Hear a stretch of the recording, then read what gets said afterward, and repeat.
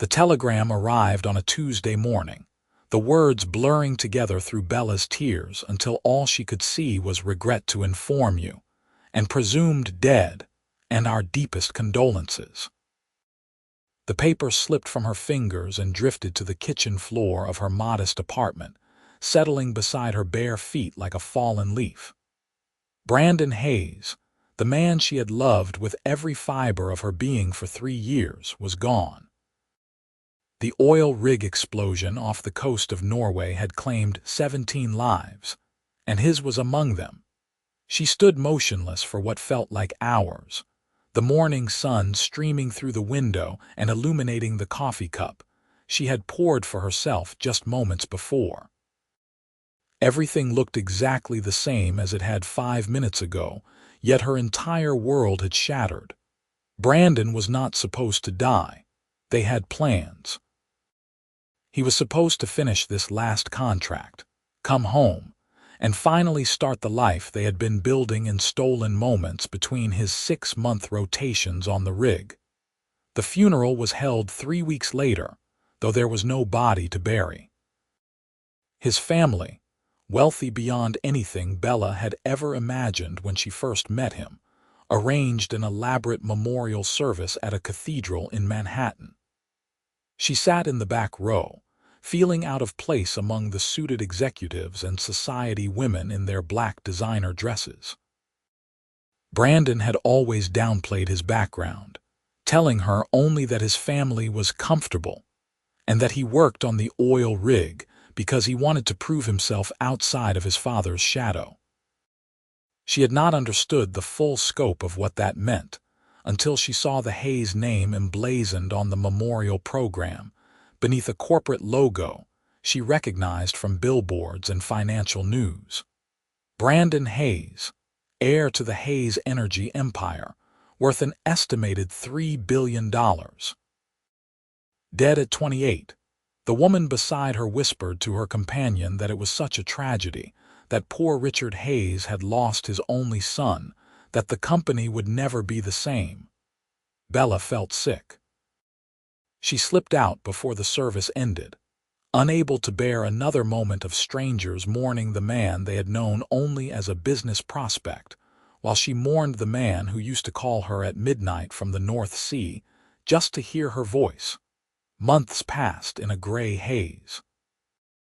Bella threw herself into her work at the veterinary clinic, where she worked as a technician, finding solace in the uncomplicated love of the animals she cared for.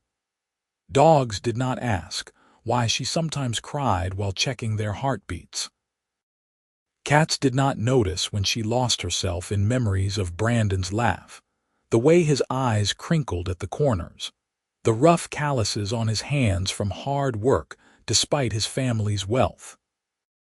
She had met him at a fundraiser she had been dragged to by her roommate, a charity gala for animal rescue that her roommate's boyfriend had tickets to. Bella had felt uncomfortable in her borrowed dress, nursing a glass of cheap champagne and counting the minutes until she could leave. Then Brandon had appeared at her elbow, pointed at a particularly pompous man holding court near the appetizer table, and said, "That guy just told me his portfolio is very diverse because he owns both a yacht and a sailboat. I think I'm in the wrong tax bracket for this party." She had laughed, surprised, and looked up into the bluest eyes she had ever seen. He was tall and broad-shouldered, with dark hair that looked like he had tried to tame it but given up halfway through. His tuxedo fit him perfectly, but he wore it like it was slightly uncomfortable, tugging at his collar between sips of his drink. "I'm definitely in the wrong tax bracket," she had replied. "I'm here because my roommate promised me free food. The most honest thing anyone has said to me all night." He extended his hand. Brandon, Bella. They had talked for 2 hours, tucked away in a corner while the gala swirled around them. He told her he worked on an oil rig, that he was only in town for a few weeks before heading back out. She told him about her work with animals, about the 3-legged cat she had just helped nurse back to health. He did not mention his family or their money. She did not ask. When he asked for her number at the end of the night, she had given it to him, not expecting anything to come of it. But he had called the next day, and the day after that. They spent his remaining 2 weeks together, and Bella had fallen hard and fast for the man who worked one of the most dangerous jobs in the world and acted like it was the most normal thing in existence. He talked about the rig like other people talked about office jobs, casual and matter of fact. When he left, he had kissed her at the airport until they both forgot to breathe and promised he would come back. He had kept that promise 5 times over 3 years. 5 rotations where he left for 6 months and came back for 6 weeks, and every time Bella had fallen deeper in love with him. The last time he left, 4 months before the explosion, he had held her face in his hands and told her this was his final contract. 1 more rotation and he would be done. He had proved whatever he needed to prove to himself, and now he just wanted to be with her. "I'm coming home for good, Bella. I'm going to marry you, and we're going to get a house with a big yard for all the dogs you're going to insist we adopt, and I'm never leaving again." She had believed him. God, she had believed him so completely. Now it was October, 7 months since the explosion, and Bella was learning how to exist in a world without him.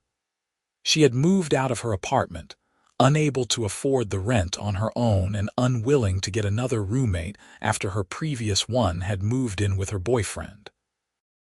She found a tiny studio on the 3rd floor of a walk-up in Queens, just big enough for a bed, a kitchenette, and the small bookshelf that held the few possessions Brandon had left at her place.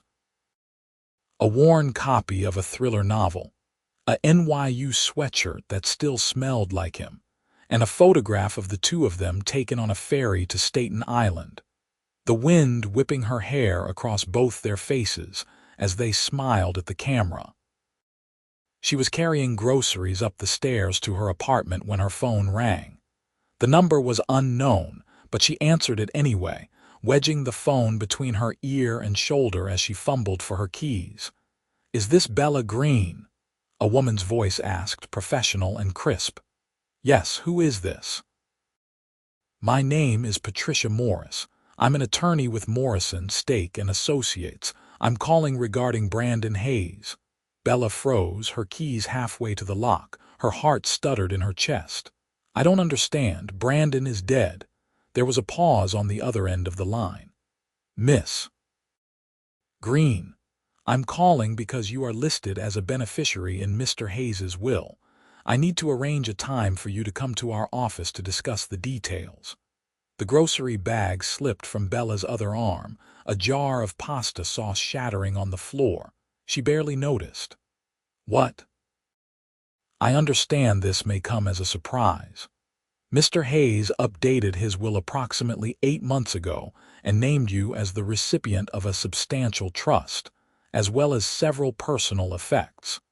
If you could come to our Manhattan office this Friday at 2, we can go over everything." Bella gave her confirmation numbly, wrote down the address with a pen she dug out of her purse, and ended the call. Then she sank down onto the hallway floor, heedless of the spreading tomato sauce, and pressed her hands to her face. Brandon had left her something in his will.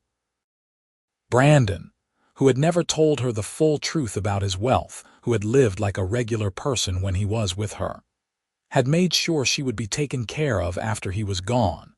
The grief crashed over her anew, fresh as the day she received the telegram.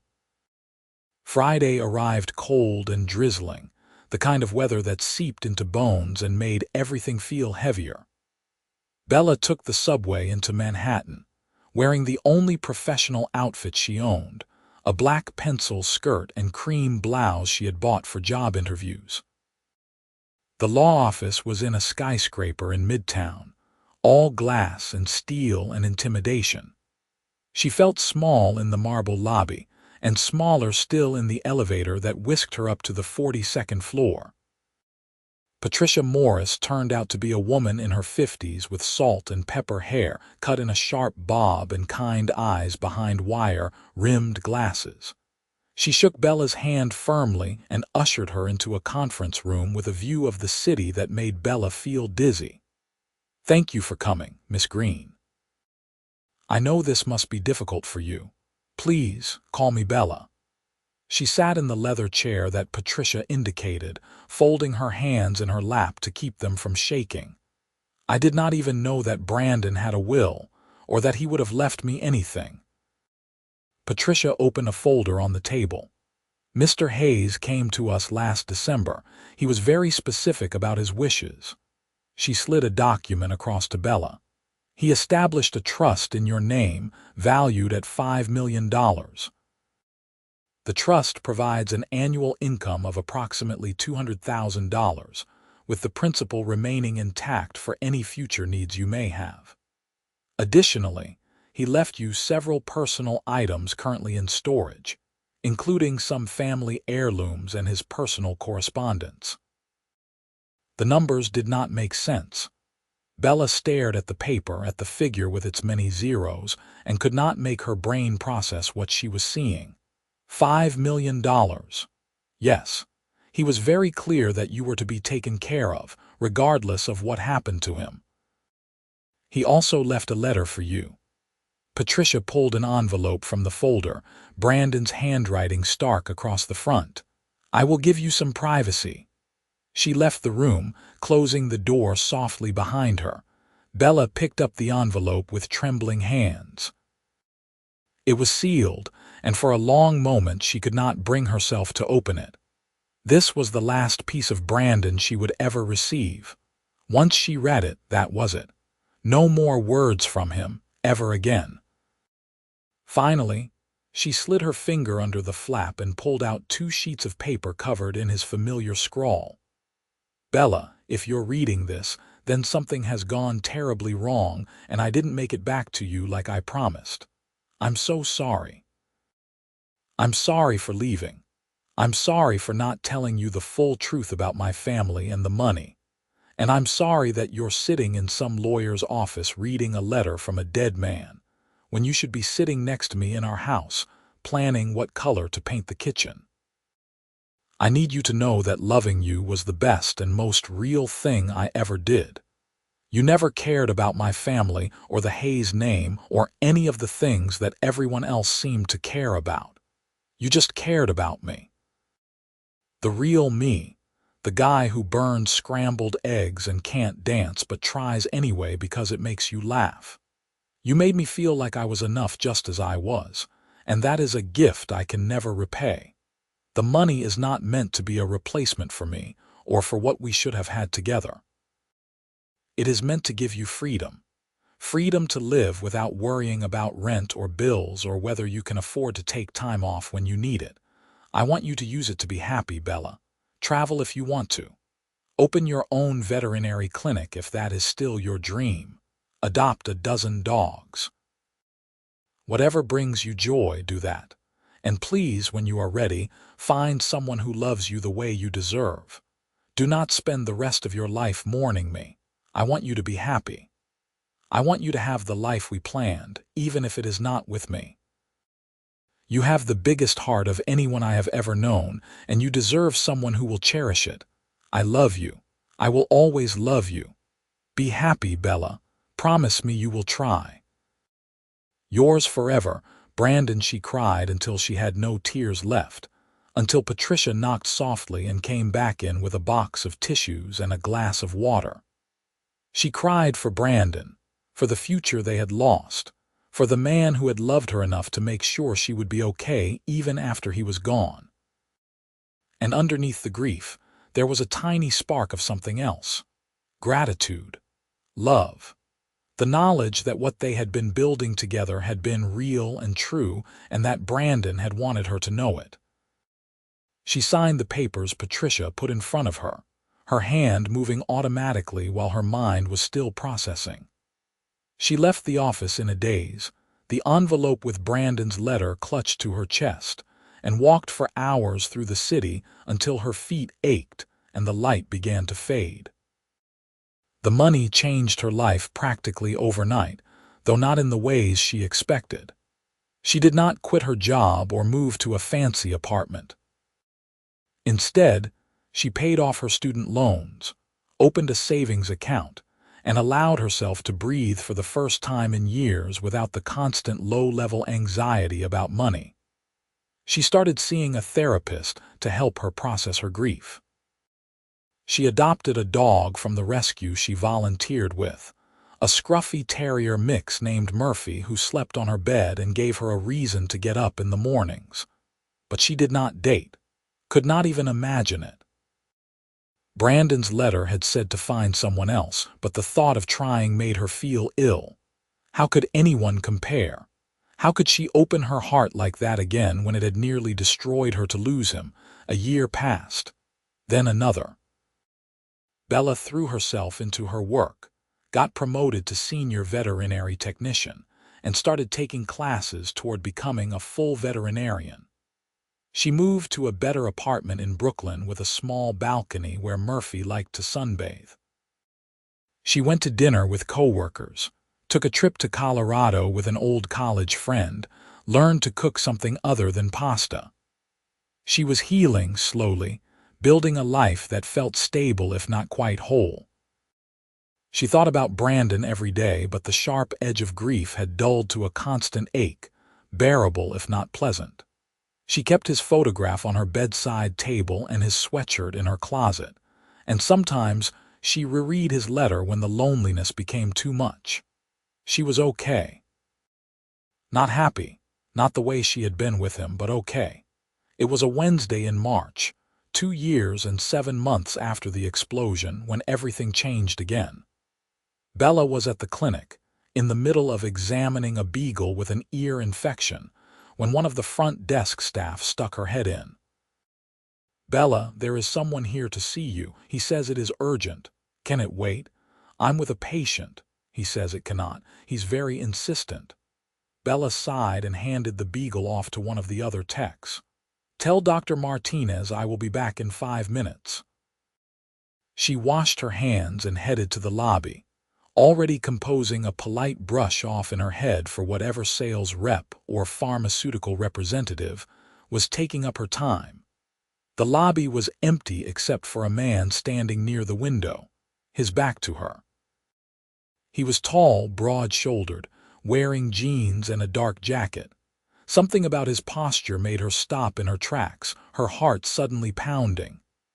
"Can I help you?" she asked, her voice coming out strangled. The man turned around.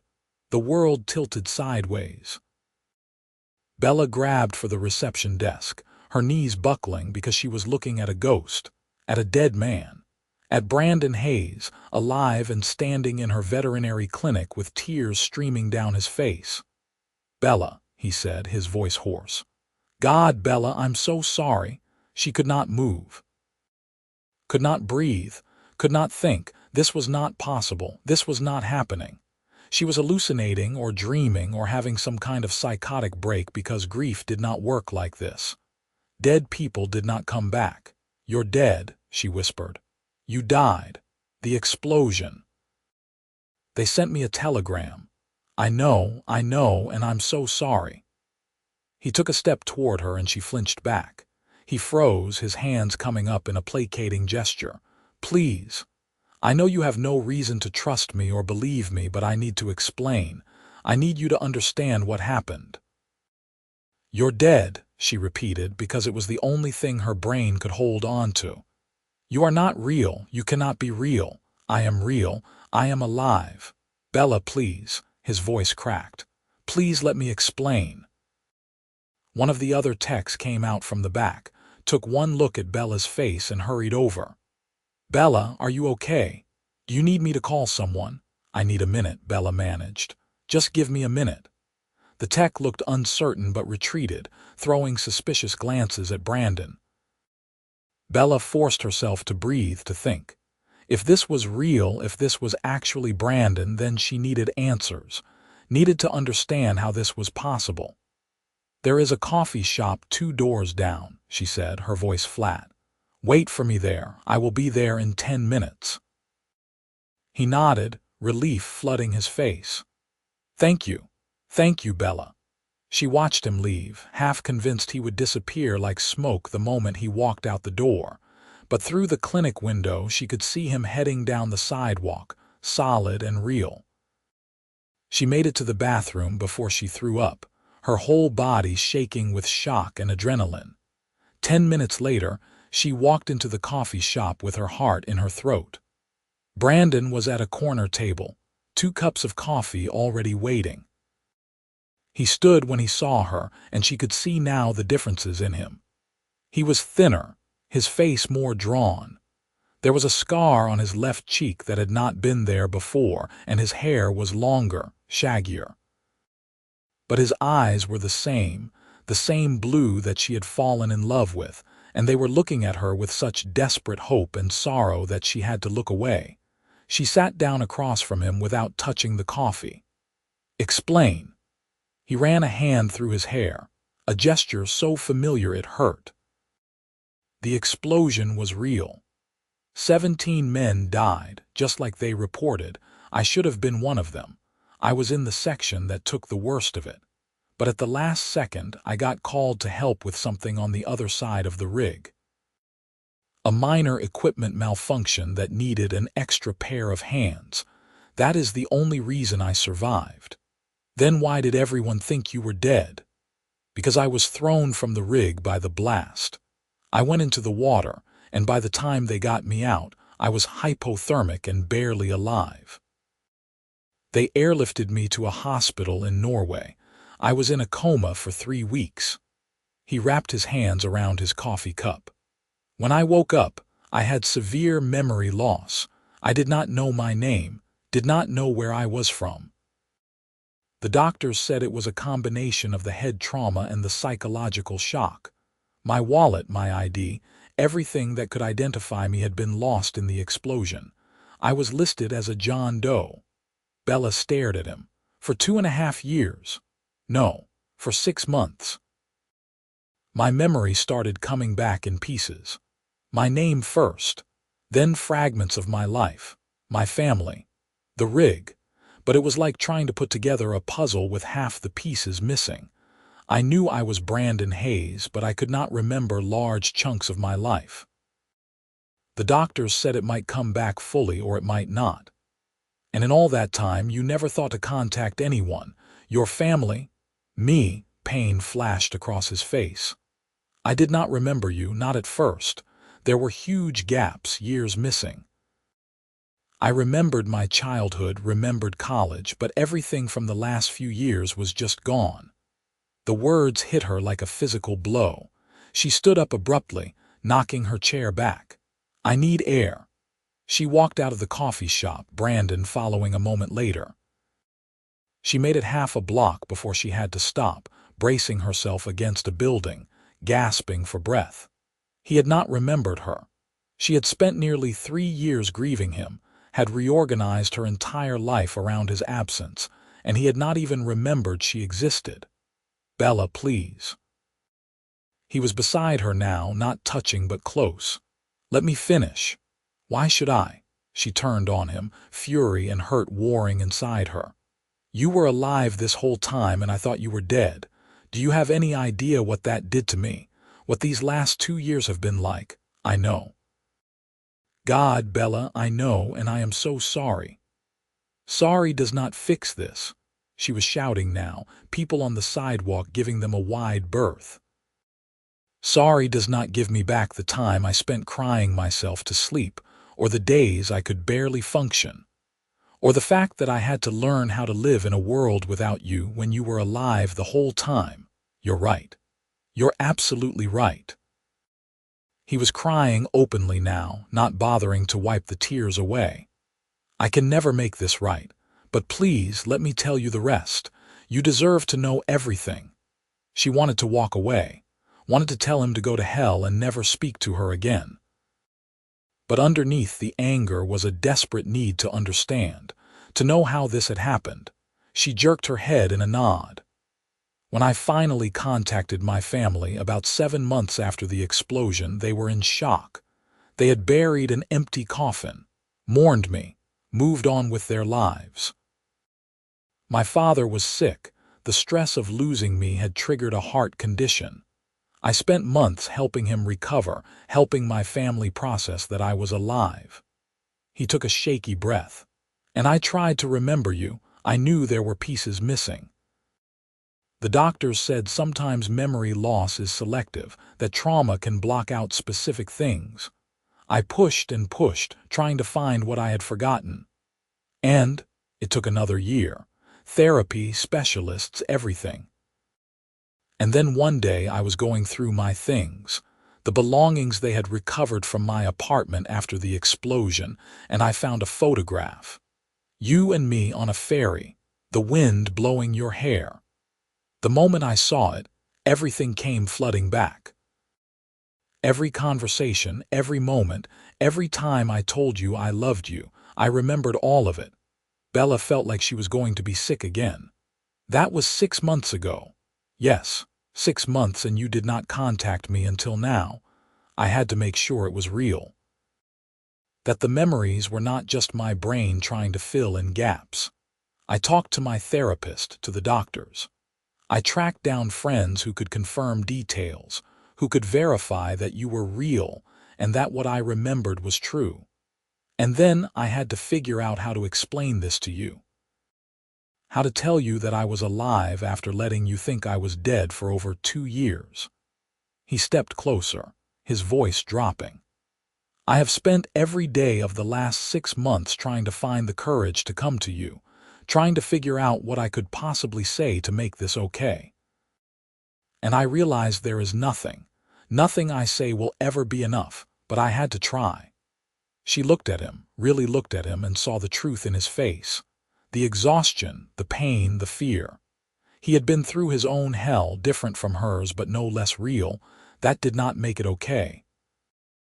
Did not erase the grief or the anger, but it made it complicated in a way she had not expected. I do not know what you want from me, she said quietly. I want the chance to explain everything, to prove to you that what I said in that letter is still true. That I love you, that I never stopped loving you even when I could not remember your name. He reached out slowly, giving her time to pull away, and gently took her hand. His skin was warm, calloused, real. I want to spend the rest of my life making this up to you. I know I do not deserve a second chance, but I am asking for one anyway. Please, Bella. She looked down at their joined hands. For 2.5 years she had convinced herself she would never feel his touch again. And now here he was, alive and begging her forgiveness. It should have been simple. She loved him. He was alive. They could pick up where they left off, but it was not simple at all. I need time, she said finally. I need to process this, all of it.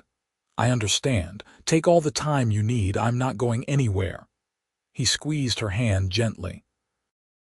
I meant what I said in the letter. I'm never leaving you again. However long it takes, I will wait. She pulled her hand away, wrapping her arms around herself. I have to get back to work. Can I see you again, tomorrow, this weekend, whenever you're ready? She wanted to say no. Wanted to protect herself from the possibility of more pain. But she also wanted to hear the rest of the story, to fill in the gaps he had not yet explained. And underneath all the hurt and anger, there was still love, battered and bruised, but there. Saturday, she said. There is a park near my apartment. Prospect Park. Meet me at the boathouse at 10 in the morning. Hope flared in his eyes. I will be there. Thank you, Bella. She nodded once and turned away, walking back toward the clinic without looking back. Inside, she was shaking, her emotions a chaotic mess. Brandon was alive. The man she loved, the man she had mourned, was alive and wanted her back, and she had absolutely no idea what to do with that information. The next 2 days passed in a blur. Bella went through the motions at work, but her mind was elsewhere. She told Murphy everything, the dog watching her with sympathetic eyes as she paced her apartment and tried to make sense of the situation. She called her therapist, and scheduled an emergency session, spending an hour talking through the shock and the anger and the tiny, fragile hope that was starting to grow despite herself. "What do you want?" her therapist asked. "Not what you think you should want, but what you actually want." "I want him back," Bella admitted. "I want what we had before, but I do not know if that is even possible now." "Maybe it is not about getting back what you had. Maybe it is about building something new."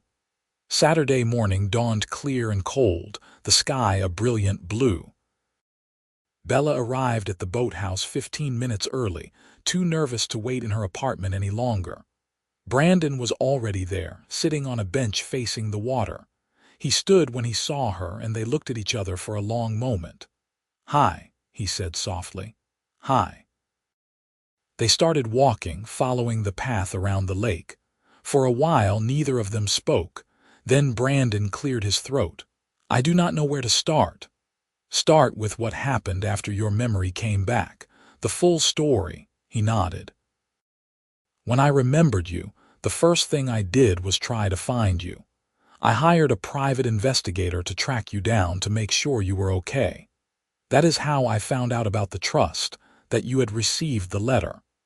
I saw that you had moved, that you were still working at the same clinic, that you had adopted a dog." A small smile crossed his face. "I knew you would. You've been watching me, not watching, just checking that you were safe, that the money was helping you build a good life." He shoved his hands in his pockets. "I also found out that you had not dated anyone, that you were still alone. Did you expect me to move on that quickly? No, but I hoped you would eventually. That is what I told you to do in the letter." She stopped walking, turning to face him. "How could I move on? I loved you. Love does not just disappear because someone dies. Or because they come back from the dead, apparently." Bella. Her name was a prayer on his lips. "I love you. I have loved you through death and memory loss and 2.5 years of hell, and I know I have hurt you in ways I can never fully repair. But if you can find it in yourself to give me another chance, I swear I will spend the rest of my life proving that you made the right choice. This is not about choices.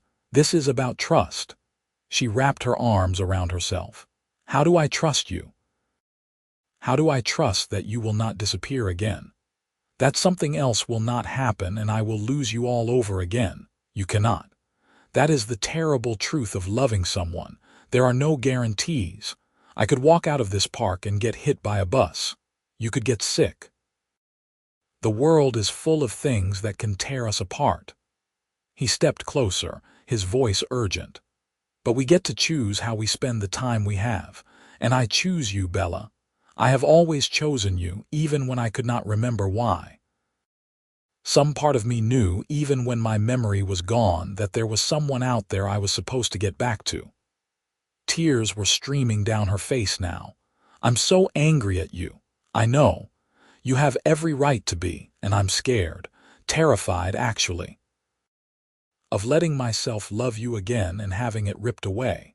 "Me too." He reached out and gently brushed a tear from her cheek with his thumb.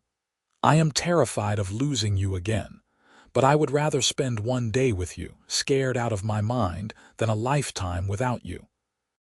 She looked up at him, at the face she had dreamed about for 2.5 years, and felt something break open inside her. The wall she had built around her heart, the protection she had erected against the pain, crumbled. And underneath was the love she had been trying so hard to bury. It had never left, had never even dimmed. "I do not know how to do this," she whispered. "Neither do I, but we will figure it out together." He cupped her face in both hands.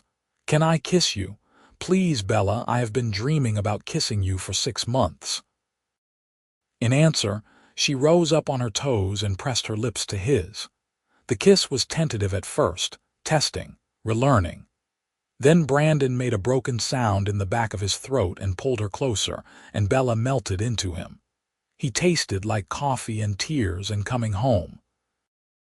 His arms came around her, solid and real, and she could feel his heart pounding against her chest. When they finally broke apart, they were both breathing hard. Brandon rested his forehead against hers. "I missed you so much.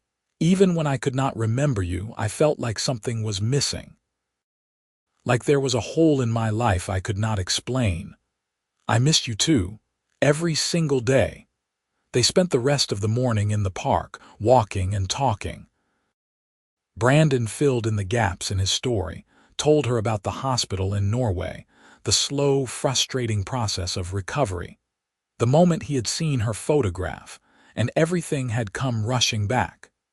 Bella told him about the funeral, the will, the way she had slowly rebuilt her life piece by piece. It was painful and honest and necessary. "I am not the same person I was," Brandon said as they sat on a bench near the lake. "The accident changed me. The memory loss, the time away from everything I knew. I am different now." "So am I," Bella replied. "I had to learn how to live without you." "That changes a person too.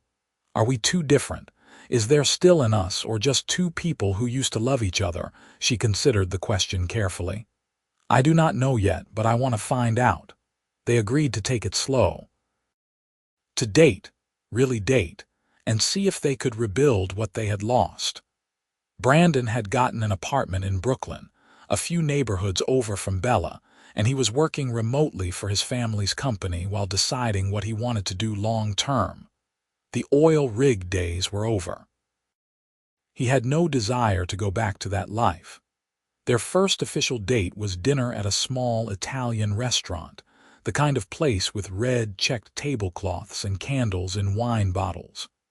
It was awkward at first, both of them hyper-aware of everything that stood between them. But then, Brandon told a story about the physical therapist in Norway who had been convinced he was actually a famous Norwegian actor suffering from delusions. And Bella laughed so hard she snorted wine out of her nose. The tension broke, and suddenly they were just Brandon and Bella again, talking and laughing like no time had passed. Except time had passed, and they both knew it. There were moments when Bella would look at him and feel a flash of anger, remembering all the nights she had cried herself to sleep. Moments when Brandon would reach for her and then hesitate, uncertainty crossing his face. But there were also moments of pure joy, of rediscovery, of falling in love all over again. A month into their renewed relationship, Brandon invited Bella to his apartment for the first time. It was nice but impersonal, clearly a temporary space. But there was one corner that made Bella stop in her tracks. A small table with a collection of photographs, all of her or the two of them together. The fairy photo, one she did not remember being taken of her laughing at something off camera. One of them at a beach, his arms wrapped around her from behind. "I got copies from my old phone records," Brandon explained, coming to stand beside her. "After my memory came back, I needed to see your face, to remind myself that you were real and that what we had was real." She picked up the fairy photo, the one that had triggered his memories. "I have this same picture on my bedside table. I have looked at it every day for 2.5 years. Then we were both holding onto the same moment." He took the frame from her and set it down, then pulled her into his arms. "Bella, I need to tell you something," her heart seized. "What?" "I am falling in love with you all over again." "No, that is not right. I never stopped loving you, but this is different. I am falling in love with the woman you are now, the strong, incredible person who survived losing me and built a beautiful life anyway. And it is making me love you even more than I did before, which I did not think was possible." She kissed him then, deep and slow, pouring everything she could not put into words into the kiss. When they broke apart, she said, "I love you too. Both the you I remembered and the you standing here now. I love all of it." They made love that night for the first time since his return, and it was nothing like Bella had imagined. In her fantasies, born of grief and longing, it had always been desperate and frantic. But the reality was tender and careful, both of them relearning each other's bodies, finding the familiar in the new. Brandon traced the small scar on her shoulder from where she had fallen off a bike 2 years ago, and she explored the network of scars from the explosion that covered his left side. They were mapping the changes, the ways they had both survived and become someone slightly different. Afterward, lying tangled together in his bed, Brandon said, "Move in with me." Bella propped herself up on one elbow. "We have been dating for a month. We dated for 3 years before. And I have already wasted 2.5 years that we could have had together. I do not want to waste any more time. That is not how this works. We need to take this slow, remember? Right. Slow." He grinned, the expression so familiar and missed that Bella's heart squeezed. "How about we get engaged instead? That is slower than moving in together. You're ridiculous. I am in love." He rolled over so he was above her, bracing himself on his forearms. "Bella Green, I am going to marry you someday. I am stating that as a fact, not a question. But I will wait until you are ready. A month, a year, 10 years. However long it takes for you to trust that I am not going anywhere. 10 years is a long time. Then it is a good thing I am a patient man." But he was not patient, not really. Over the next few months, Brandon wormed his way back into Bella's life with single-minded determination. He showed up at the clinic with lunch on her long shifts. He met Murphy and promptly fell in love, spending an entire Saturday building an elaborate dog bed out of reclaimed wood. He came to her apartment for dinner and did not complain when she burned the chicken. He was constant and present and determinedly cheerful, even when Bella had her bad days, because there were bad days. Days when she woke up angry all over again, furious at him for dying, for coming back, for disrupting the careful life she had built. Days when she picked fights over nothing because it was easier than admitting she was scared. Days when she pushed him away just to see if he would leave. He never did. He weathered her anger with patience, gave her space when she needed it, and always came back. Slowly, painfully, Bella's trust began to rebuild. She started to believe that he really was not going anywhere, that this was not a dream or a temporary reprieve but a real second chance. 6 months after Brandon's return, he took her to meet his family. Bella was terrified. She had only seen them from a distance at the memorial service, and the thought of facing them now, with Brandon alive and at her side, made her nauseous. "They already know about you," Brandon assured her as they drove to his family's estate in Connecticut. "I told them everything when my memory came back. My mom has been begging to meet you for months." The Hayes estate was even more intimidating in person than Bella had imagined. The house was a sprawling stone mansion set on acres of perfectly manicured grounds. A housekeeper opened the door before they could knock, ushering them into a foyer that was bigger than Bella's entire apartment. Brandon's mother appeared at the top of the grand staircase, an elegant woman in her 60s with Brandon's blue eyes. She hurried down the stairs and immediately pulled Bella into a hug. "Bella, oh, I am so glad to finally meet you. Brandon has told us so much about you." His father, Richard Hayes, was more reserved but kind, shaking Bella's hand and thanking her for standing by his son. Over lunch in a dining room that could seat 20, Bella learned that Brandon had told them about the trust, about the letter, about everything. His mother cried when she heard that Bella had attended the memorial service. "You loved him even knowing about all this," she said, gesturing to the opulent house around them. "You loved him for who he was, not what he had. That is a rare gift." Brandon's sister, Caroline, was closer to Bella's age and immediately friendly. She pulled Bella aside after lunch and said, "I have never seen him this happy. Even before the accident, when he was working on the rigs, there was always something restless about him. like he was trying to prove something, but now he is settled, content. That is because of you. I do not know about that, Bella replied. I think almost dying probably changed his perspective. Maybe, but he did not start healing until he remembered you. You are his anchor, Bella. And I for one am thrilled that you are giving him another chance. The family dinner was surprisingly normal despite the mansion and the inherited wealth. They asked Bella about her work, her dog, her life.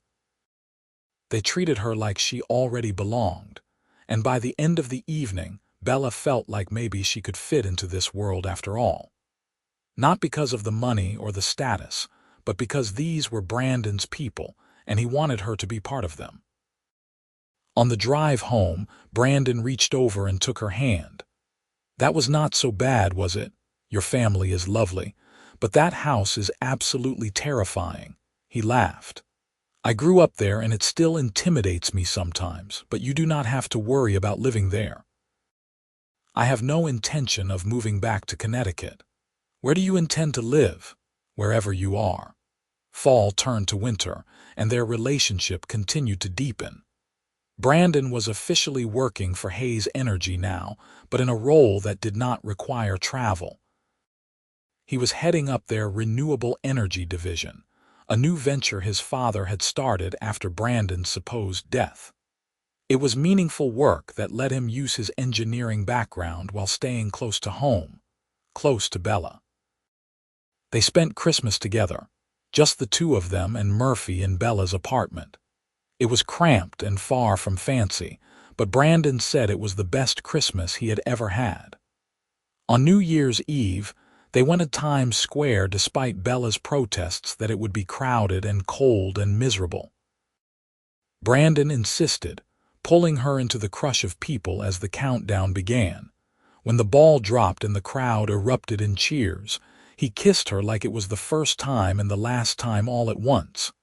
Then he pulled back, his eyes serious. I am not going to propose yet, because I promised to wait until you were ready. But I need you to know that every day with you is a gift. You took me back when you had every reason not to. You gave me a second chance I did not deserve, and I will never take that for granted. Tears froze on Bella's cheeks in the cold air. I love you. I am glad you came back. So am I. Best decision I ever made, being born again. She laughed through her tears, and they kissed again as fireworks exploded overhead. It was in February, almost a year after Brandon's return, that Bella finally felt ready. They were in his apartment, cooking dinner together. Brandon was chopping vegetables with intense concentration, trying to prove he had gotten better at cooking.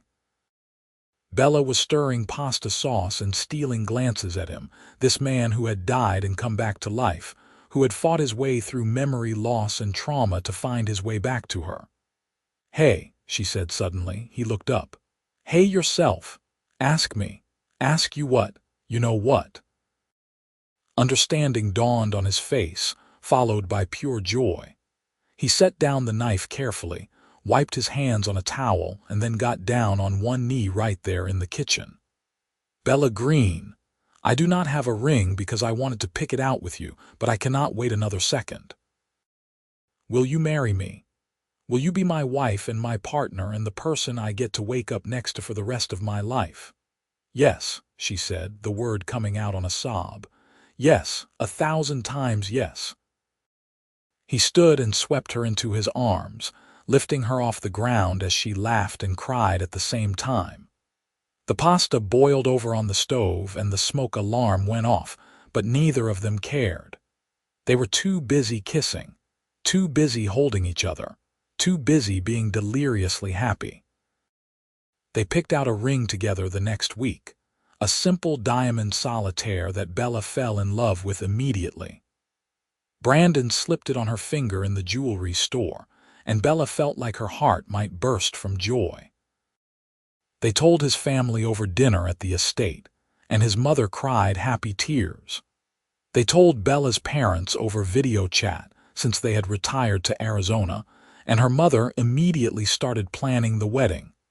The wedding itself was 6 months later in August. It was smaller than Brandon's family would have preferred, held in a garden near Prospect Park with just close family and friends. Bella wore a simple white dress and carried wildflowers. Brandon wore a gray suit and could not stop smiling. When the officiant asked if he took Bella to be his wife, he said, "Absolutely," with such conviction that the guests laughed. And when Bella said, "I do," she meant it with every fiber of her being.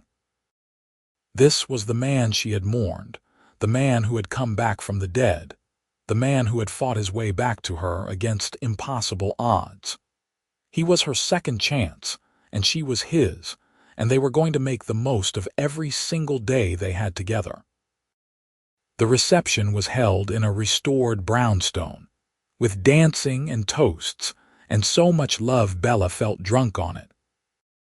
Brandon's best man, a friend from college, gave a speech about how Brandon had always been the guy who charged headfirst into everything, and how it was fitting that he had loved Bella with the same intensity. Caroline gave a toast about second chances and the power of love to overcome anything. And Bella's best friend from veterinary school stood up and said simply, "To Bella and Brandon, who proved that some loves are strong enough to survive anything, even death." They honeymooned in Norway, of all places. It was Brandon's idea, a way of reclaiming the country that had saved his life, but also held such painful memories. They visited the hospital where he had recovered, and Brandon introduced Bella to some of the nurses and doctors who had cared for him. They hiked through fjords and stayed in a cabin with a view of the northern lights. And one night, watching the green glow dance across the sky, Brandon turned to Bella and said, "I am glad I survived, but I am even more glad I found my way back to you." "I am glad you came back," Bella replied. "I am glad you did not give up. I am glad you fought to remember me. I would fight through 100 lifetimes to get back to you." They returned to New York and settled into married life with surprising ease. Brandon moved into Bella's apartment, claiming he liked the coziness better than his sterile place. They adopted another dog, a rescue pity mix that Murphy immediately bonded with. Bella started veterinary school, finally pursuing the dream she had put off for so long. Brandon supported her every step of the way, quizzing her on anatomy and bringing her coffee during late-night study sessions. 2 years after their wedding, Bella graduated and took a job at a veterinary practice in Brooklyn. Brandon surprised her by buying the building next door and renovating it so she could open her own clinic. She protested that it was too much, but he insisted. "You have been taking care of animals your whole life. Now it is time for you to do it on your own terms." Green Veterinary Clinic opened on a sunny day in May, and Bella stood in front of the sign with tears in her eyes. Brandon wrapped his arms around her from behind, resting his chin on her shoulder. "Proud of you, Dr. Green. I could not have done this without you." "Yes, you could have. But I am glad I got to be here for it." They started talking about kids that summer. It was a careful conversation, both of them aware of how much they had already been through. But they wanted to build a family, to create something lasting and beautiful together. Bella got pregnant in October, and they cried together when they saw the positive test. Their daughter was born the following June, a healthy 7-pound baby with Brandon's blue eyes and Bella's dark hair. They named her Nora Hayes, and Brandon held her like she was made of glass, tears streaming down his face. We made this perfect little person." "She is perfect," Bella agreed, exhausted and happy. Life with a baby was chaotic and wonderful and sleepless. But Brandon was a devoted father, getting up for night feedings and changing diapers without complaint. He sang lullabies off-key and built an absurdly elaborate crib mobile. He was patient and present and completely in love with his daughter. When Nora was 6 months old, They took her to visit Brandon's family in Connecticut. His mother was utterly smitten, immediately claiming grandmother privileges. His father, who had recovered fully from his heart condition, held Nora with surprising gentleness and told stories about when Brandon was a baby. "He was a stubborn little thing," Richard said, smiling down at his granddaughter. "Once he set his mind on something, there was no changing it." "I see that same determination in you, Brandon. You decided you were going to get back to Bella, and you made it happen." "I had good motivation," Brandon replied, looking at Bella. They had a second child 2 years later, a boy they named Jack. With 2 kids, 2 dogs, and a thriving veterinary practice, life was full to bursting. But it was the life they had dreamed of during those stolen moments when Brandon was on leave from the rig. A house with a yard, children, dogs, careers they loved. They had it all, and they never took a single moment for granted. On their 5th wedding anniversary, Brandon took Bella back to Prospect Park, to the boathouse where they had met after his return. They walked the same path they had walked that day, holding hands while Brandon's sister watched the kids. "You remember that day?" Brandon asked. "When I showed up at your clinic and you thought you were seeing a ghost, how could I forget? I thought I was losing my mind. I was terrified you would tell me to leave, that too much time had passed and you had moved on." Bella stopped walking and turned to face him. "I could never have moved on, not from you. Even if you had never come back, you would have been it for me. I am the luckiest man alive. I got a second chance with you, and I get to spend every day proving I was worth it. You do not have to prove anything, Brandon. You just have to stay. That is all I have ever wanted. Then that is what I will do. I will stay right here with you for the rest of my life." He pulled her close, kissing her softly. "I love you, Bella Hayes. I love you too." They stood there by the lake, holding each other as the sun set over the water, and Bella thought about everything they had survived. The explosion that should have killed him, the years of grief and separation, the impossible return and the slow, painful rebuilding of trust. It had not been easy, but it had been worth it.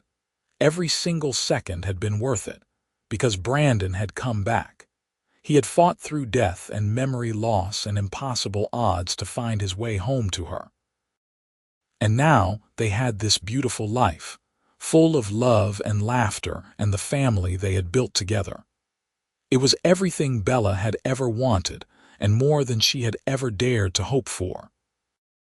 As they walked back to the car, hand in hand, Bella sent up a silent thank you to whatever force had brought Brandon back to her. She had thought he was dead. She had mourned him and rebuilt her life without him. And then he had returned, and this time he was never leaving again. And he never did. They grew old together, watching their children grow up and have families of their own. They celebrated 50 years of marriage surrounded by grandchildren and dogs, and a lifetime of accumulated memories.